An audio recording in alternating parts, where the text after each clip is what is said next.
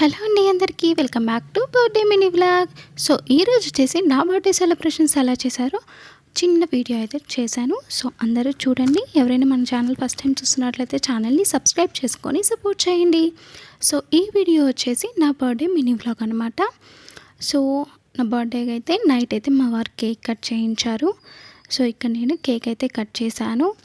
First time నేను నా marriage అయిన తర్వాత ఫస్ట్ టైం నేను బర్త్డే సెలబ్రేషన్స్ అయితే చేసుకున్నాను. చాలా హ్యాపీగా అనిపించింది. సో ఇక్కడ మా వారు అంటున్నారు, నేను ఏమని రాపించాను కేక్ మీద చూపించవా వీడియోలో అని. సో నేనైతే దగ్గరికి తీసుకొచ్చి చూపించు, నేను చదువుతాను అని చెప్పాను. సో నేనైతే ఇక్కడ వాయిస్ ఓవర్ ఇస్తున్నాను, కానీ ఆ వాయిస్ ఏమీ నేను అవంతా తీసేసాను అనమాట. సో ఇక్కడ నాకు హ్యాపీ బర్త్డే డాడీ అనేది అయితే రాపించారు. మొత్తం కేక్ తినిపిస్తారని ఎంతో వెయిట్ చేశాను, కానీ కేక్ అంతా ఫేస్కి అయితే రాసేసారనమాట. సో నెక్స్ట్ నేను కేక్ మళ్ళీ కట్ చేశాను. నేను కూడా అలానే చేద్దామని అనుకుంటున్నాను అని ఈయన ఏం చేశారు, నేను రాను, నేను తినను, నాకు వద్దు అని అంటున్నారు. నేను తర్వాత తింటా అని చెప్తున్నారు, కానీ నేను అలా చేయలేదు, మంచిగా నోట్లో పెట్టేశాను. సో నెక్స్ట్ మేమైతే ఎర్లీ మార్నింగ్ లేచి ఒక టెంపుల్కి అయితే వెళ్ళాము. అదేం టెంపుల్ అంటే పాల్వంచ దగ్గర ఉన్న పెద్దమ్మ తల్లి టెంపుల్కి అయితే వెళ్ళామన్నమాట. సో కార్తీక మాసం కాబట్టి ఫుల్ రష్ అయితే ఉన్నారు. సో మేము దర్శనం చేసుకొని బయటికి అయితే వచ్చేసాము. చాలా అంటే చాలామంది జనం ఉన్నారు. చాలా పవర్ఫుల్ ఇక్కడ అమ్మవారు.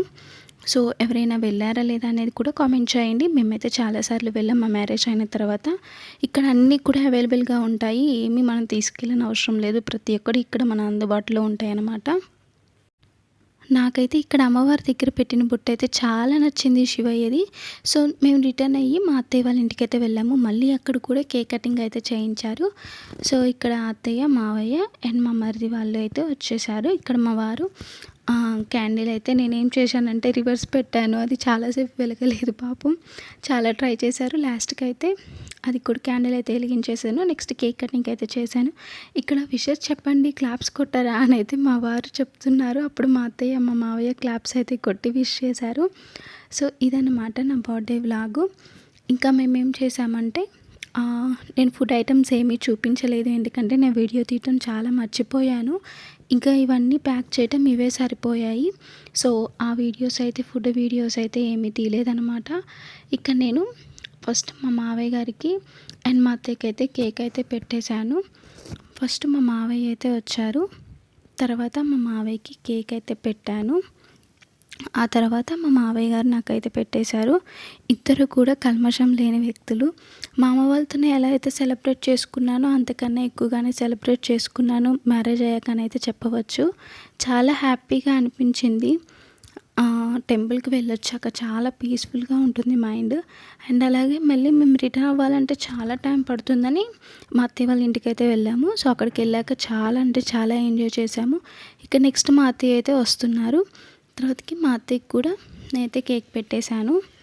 మా వారు పక్క నుండి జోక్స్ చేస్తూ ఉన్నారు, అమ్మకి రాయి రాయి అని చెప్పేసి.